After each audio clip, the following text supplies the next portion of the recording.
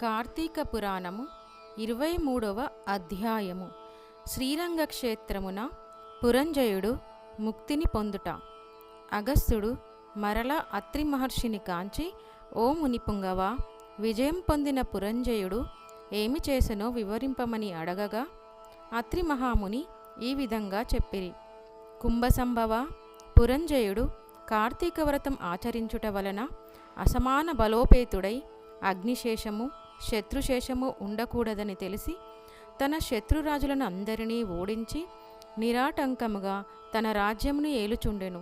తన యొక్క విష్ణుభక్తి ప్రభావం వలన గొప్ప పరాక్రమవంతుడు, పవిత్రుడు, సత్యదీక్ష తత్పరుడు, నిత్యాన్నదాత, భక్తప్రియవాది, తేజోవంతుడు, వేదాంగవేత్తయై ఉండెను. మరియు అనేక శత్రువులను జయించి దశ దిశలా తన అఖండ కీర్తిని ప్రసరింపచేసెను.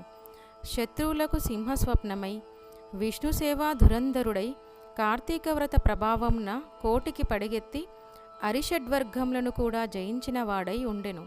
ఇన్ని ఏలా అతనిప్పుడు విష్ణుభక్తుడు, సదాచార సత్పురుషులలో ఉత్తముడే రాణించుచుండెను.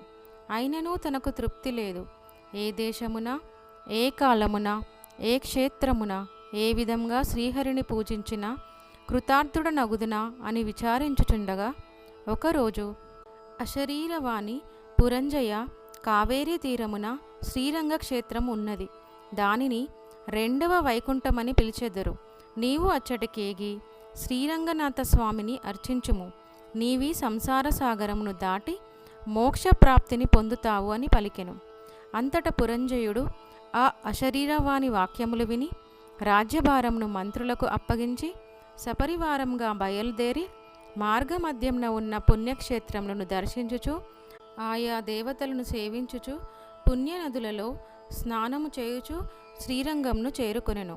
అక్కడ కావేరీ నది రెండు పాయలై ప్రవహించుచుండగా మధ్య ఉన్న శ్రీరంగనాథ ఆలయమున శేషశయ్యపై పవలించుచున్న శ్రీరంగనాథుని గాంచి పరవశించి చేతులు జోడించి, దామోదర, గోవింద, గోపాల, హరే కృష్ణ, వాసుదేవ, అనంత, అచ్యుత, ముకుంద, పురాణ పురుష, హృషికేశ, ద్రౌపదీమాన సంరక్షక, దీనజన భక్తపోష, ప్రహ్లాద వరద, గరుడధ్వజ, కరివరద, పాహిమాం పాహిమాం, రక్షమాం రక్షమాం, దాసోహం పరమాత్మ దాసోహం అని విష్ణు స్తోత్రమును పఠించి కార్తీక మాసమంతయు శ్రీరంగంనందే గడిపి తదుపరి సపరివారంగా అయోధ్యకు బయలుదేరెను. జయుడు శ్రీరంగనాథస్వామి సమక్షమున కార్తీక మాసంలో చేసిన వ్రతముల మహిమ వలన అతని రాజ్యమందలి జనులందరూ సిరి సంపదలతో, పాడి పంటలతో, ధనధాన్యాలతో, ఆయురారోగ్యములతో ఉండిరి. అయోధ్యానగరము దృఢతర ప్రాకారములు కలిగి, తోరణ యంత్రద్వారములు కలిగి, మనోహర గృహగోపురాదులతో చతురంగ సైన్యమంతయు ప్రకాశించుచుండెను. అయోధ్యానగరమందలి వీరులు యుద్ధ నేర్పరులై, రాజనీతి కలవారై, వైరిగర్భ నిర్భీదకులై, నిరంతరము విజయశీలురై, అప్రమత్తులై ఉండిరి. ఆ నగరమందలి అంగనామనులు హంసగజగామినిలు పద్మపత్రాయుత లోచనులై, విపుల శోణిత్వము, విశాల కటిత్వము, సూక్ష్మ మధ్యత్వము, సింహకుచపీనత్వము కలిగి రూపవతులనై, శీలవతులనియు గుణవతులనియు ఖ్యాతి కలిగి ఉండిరి. ఆ నగరమందలి వెలయాండ్రు నృత్య గీత సంగీతాది కళా విశారదలై, ప్రౌఢలై, వయోగుణ రూపలావణ్య సంపన్నులై, సదా మోహన హంసాలంకృత ముఖశోభితులై ఉండిరి. ఆ పట్టణ కులాంగనులు పతి శుశ్రూషా పరాయణులై, సద్గుణాలంకార భూషితులై, చిద్విలాస హస్సోల్లాస పులకాంకిత శరీరలై ఉండిరి. పురంజయుడు శ్రీరంగ క్షేత్రమున కార్తీక వ్రతం ఆచరించి సతీ సమేతుడై ఇంటికి సుఖముగా చేరెను. పురంజయుని రాక విని పౌరజనాదులు మంగళవాద్యములతో ఎదురేగి నగర ప్రదక్షిణ చేసి అంతఃపురంన ప్రవేశపెట్టిరి.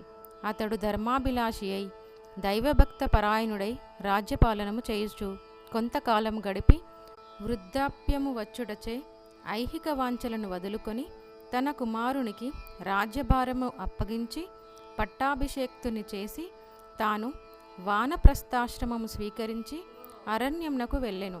అతడ వానప్రస్థాశ్రమమందు ఏటేటా విధివిధిగా కార్తీక వ్రతమును ఆచరించుచు క్రమక్రమముగా శరీరముడుగుటచే మరణించి వైకుంఠమునకు వెళ్ళెను. కావున ఓ అగస్త్య, కార్తీక వ్రతము అత్యంత ఫలప్రదమైన మహత్యము కలది. దానిని ప్రతివారు ఆచరించవలెను. ఈ కథ చదివిన వారికి, చదివినప్పుడు వినిన వారికి కూడా వైకుంఠ ప్రాప్తి కలుగును. ఇట్లు స్కాంద పురాణాంతర్గత వశిష్ఠ ప్రోక్త కార్తీక మహత్యమందలి త్రయోవింశాధ్యాయము 23వ రోజు పారాయణము సమాప్తము.